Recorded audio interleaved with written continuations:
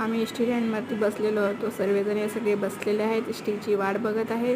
आणि आम्ही सरळ बाजारात चाललेलो आहे. सगळे बाजारात आंबेसुप्याचा बाजार असतो. हा प्रत्येक बुधवारचा बाजार असतो. प्रत्येक बुधवारी सगळेजण इकडे स्टँडला येऊन बसलेले असतात.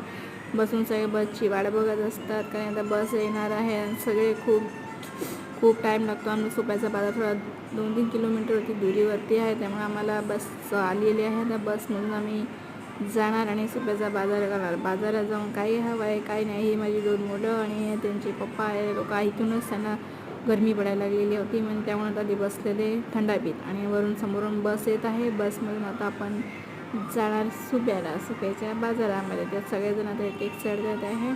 ते आमचे एक बाबा वगैरे चढले तिकडे, आणि आमचे सगळे एक जण जातात, बसतात, जागेवरती जाऊन बसतात. आणि ह्या सगळ्यांनी गोण्या वगैरे घेतल्यात. काय गोण्यामध्ये त्यांचं राशन आहे ते काही लोक गहू वगैरे असे काय असतं ते थोडंफार विकून येतात. आणि ते विकण्यामध्ये त्यांना काही पैसे निम्मेन भेटतात.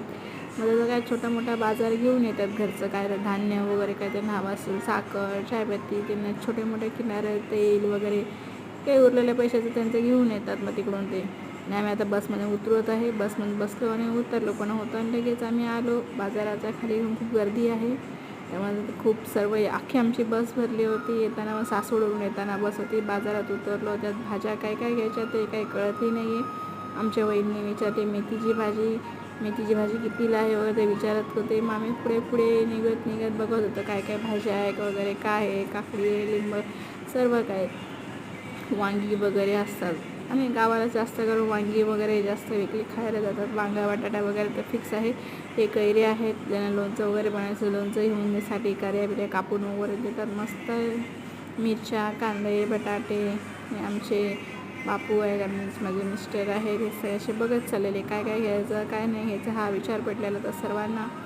आणि तिथून पुढे आम्ही पुढे निघत होतो काय घेण्यासाठी. काही घ्यायला समजत. आणि तिथून पुढे आलो आम्ही भेळ घेण्यासाठी.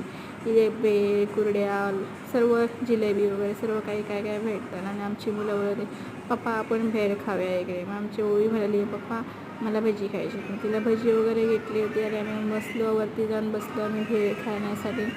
भेळ घ्यायला घेतली. आणि आम्हाला सांगा कशी वाटली, आणि लाईक करा, फॉलो करा, सबस्क्राईब करा, आणि आम्हाला सांगा आमच्या रिसर्चची स्टोरी कशी वाटली तुम्हाला.